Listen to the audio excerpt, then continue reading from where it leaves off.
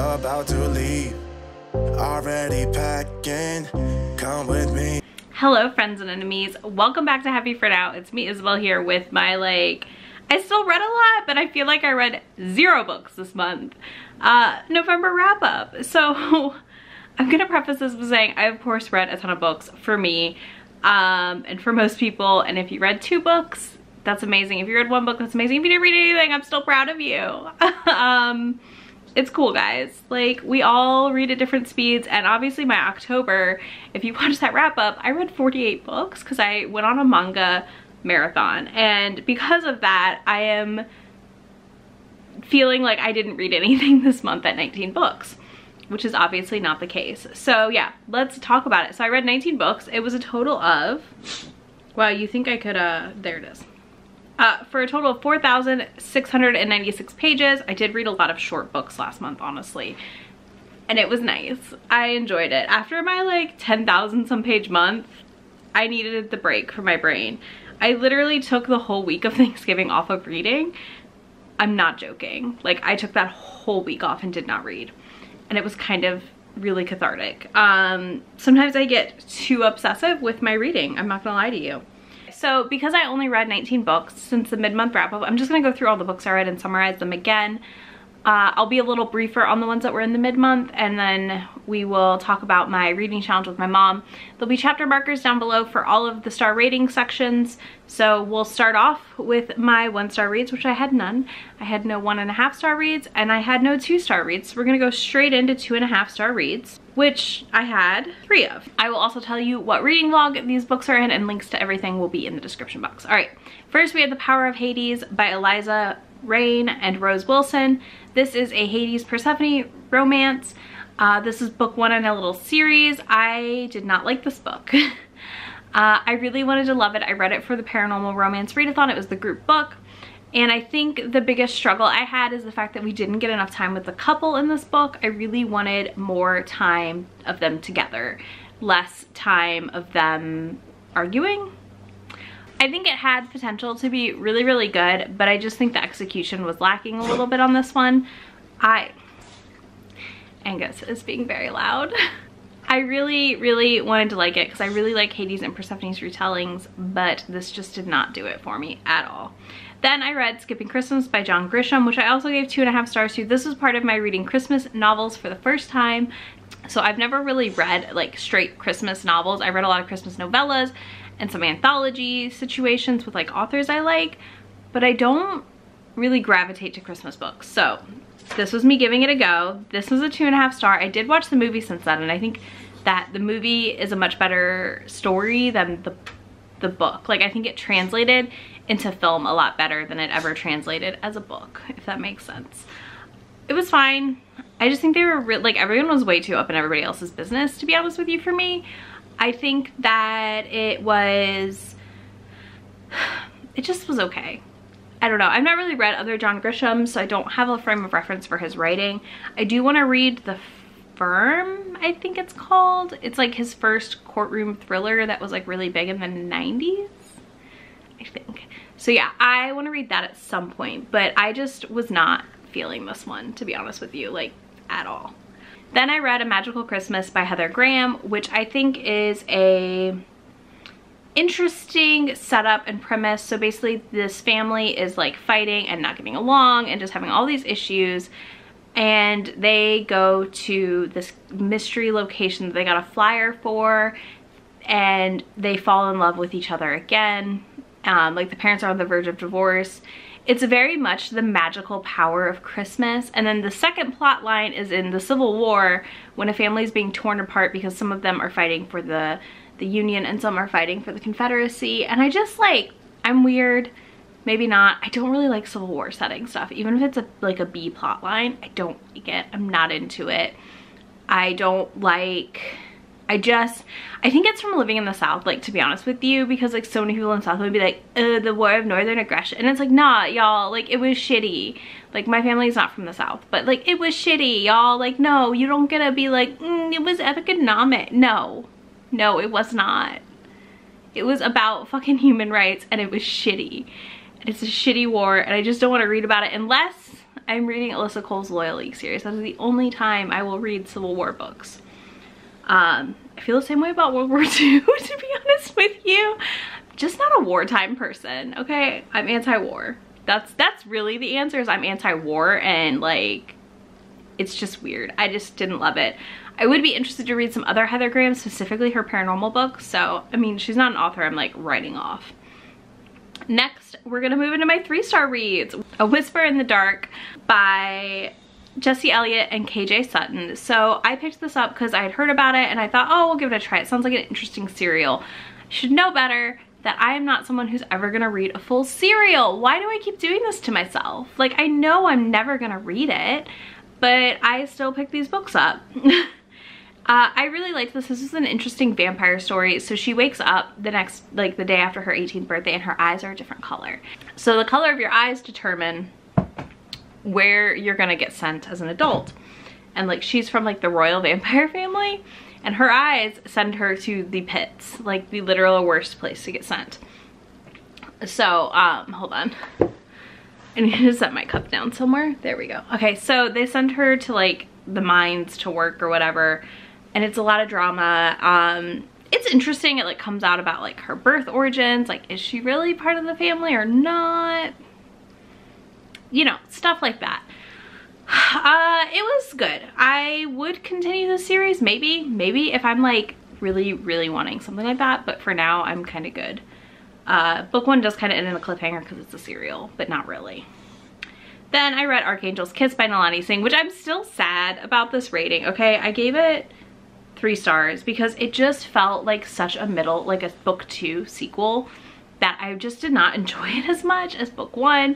I think it was like too much setup for the future books, which I'm excited to read still and I want to try, but I just like truly bored, which sucks a lot because I really like Nalani's writing, so yep. Then I read Winter Street by Elin Hildenbrand.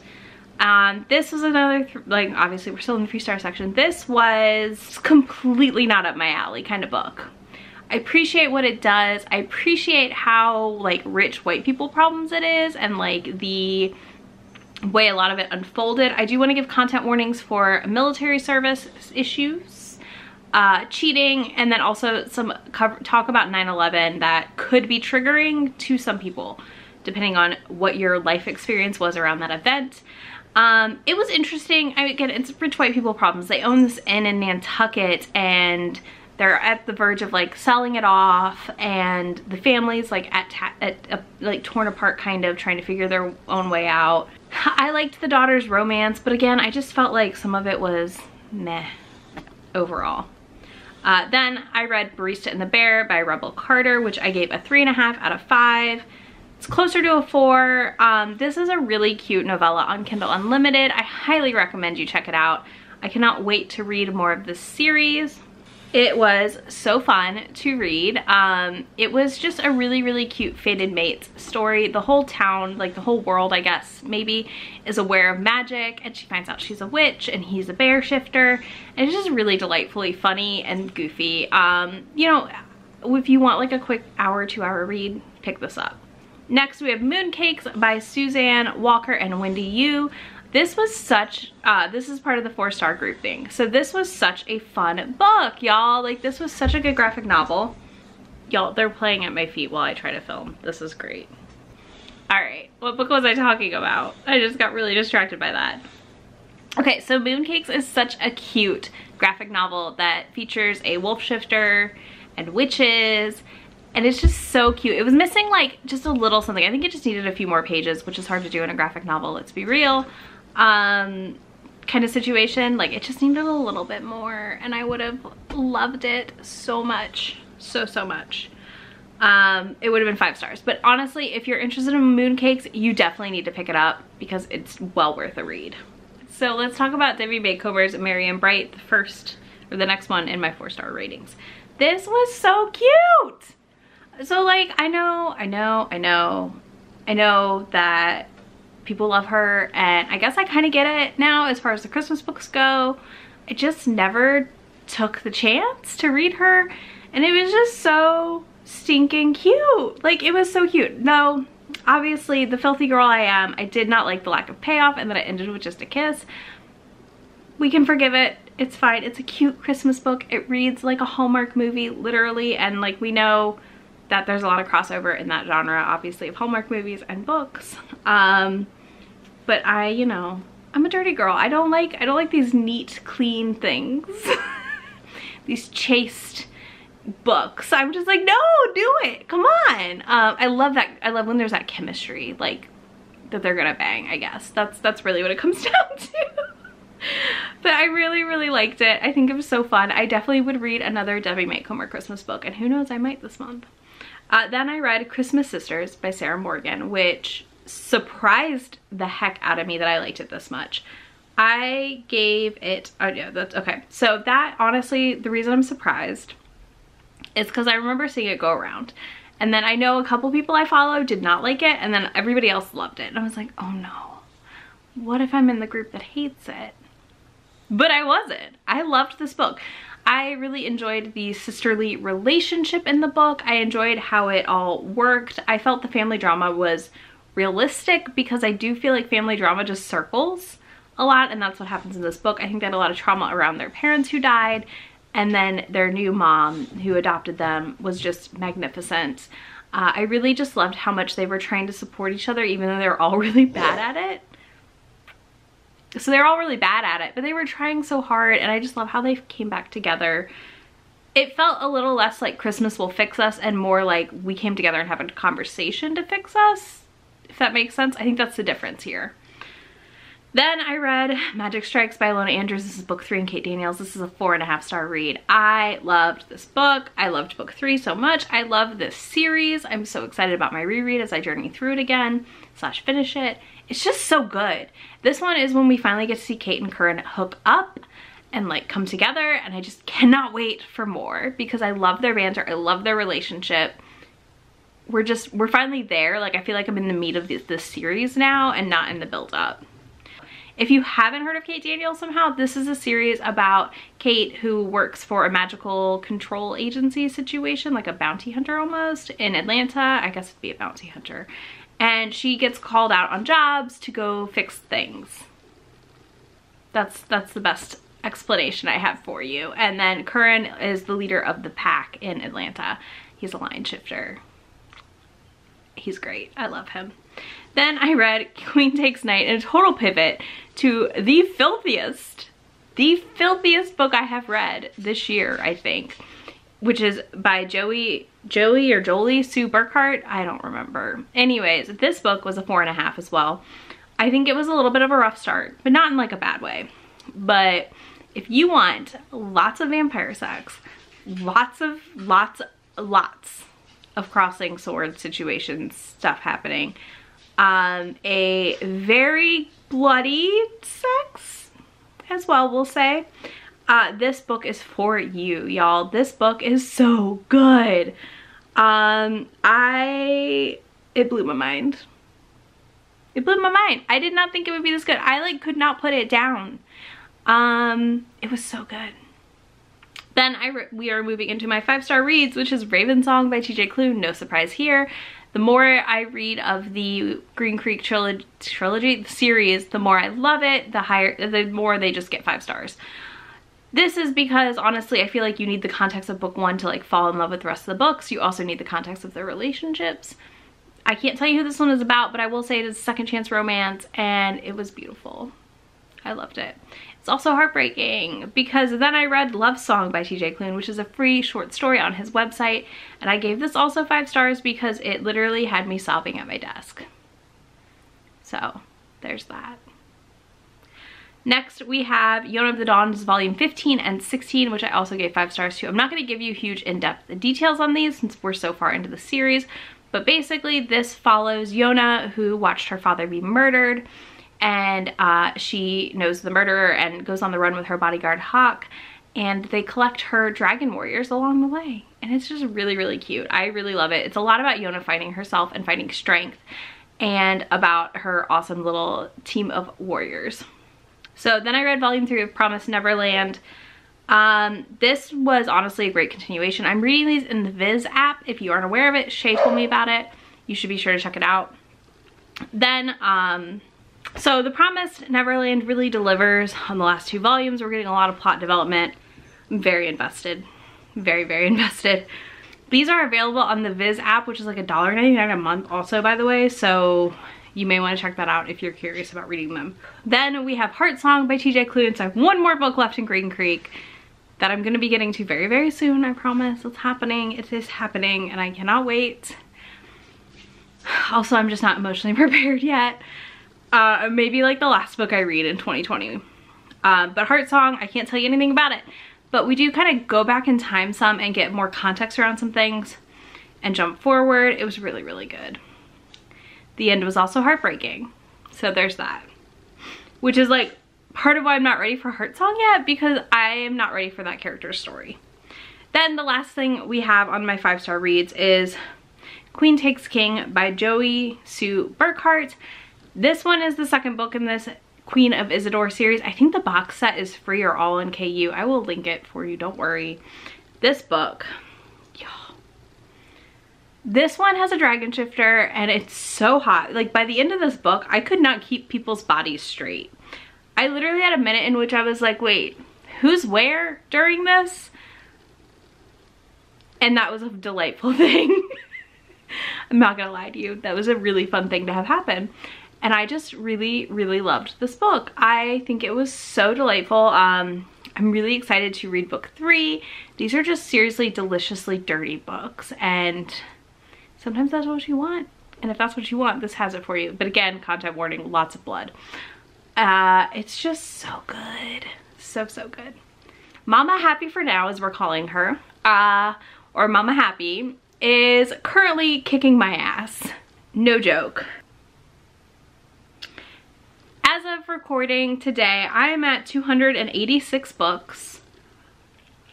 She is at 298. I'm triple checking myself that she hasn't finished a book since I started recording.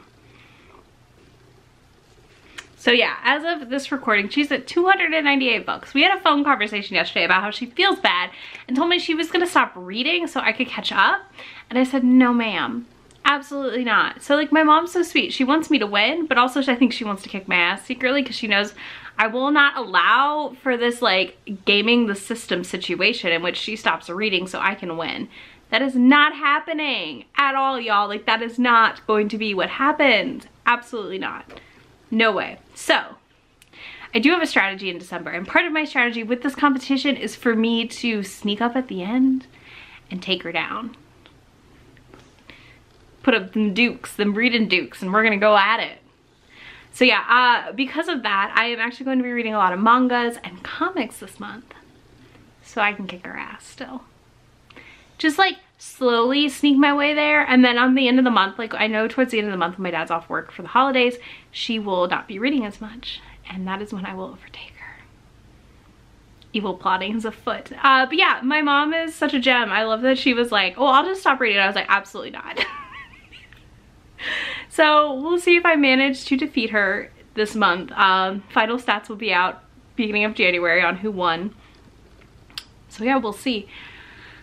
Thank you so much for hanging out and watching my November wrap up. I'm sorry it was a mess, but we did it. We read a bunch of books. Please let me know any of your favorite books you read in November in the comments, or drop a, okay, or you can drop some kind of heart emoji. I don't know right now. I'm out of them. Oh no, drop a tree emoji for me because my partner texted me a plate and a tree for treat yourself.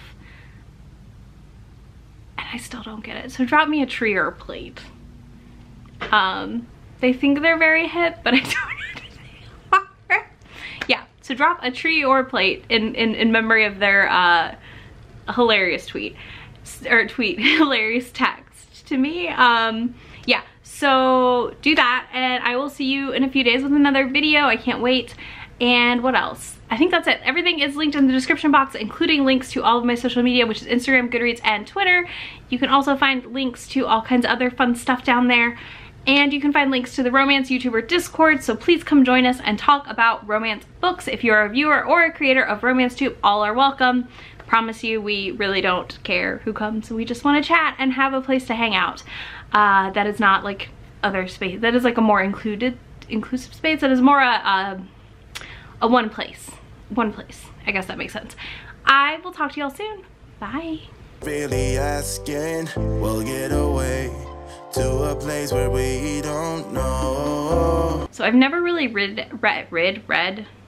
So I read volume 3 of The Promised Neverland, or The Promise of Neverland, and this is it.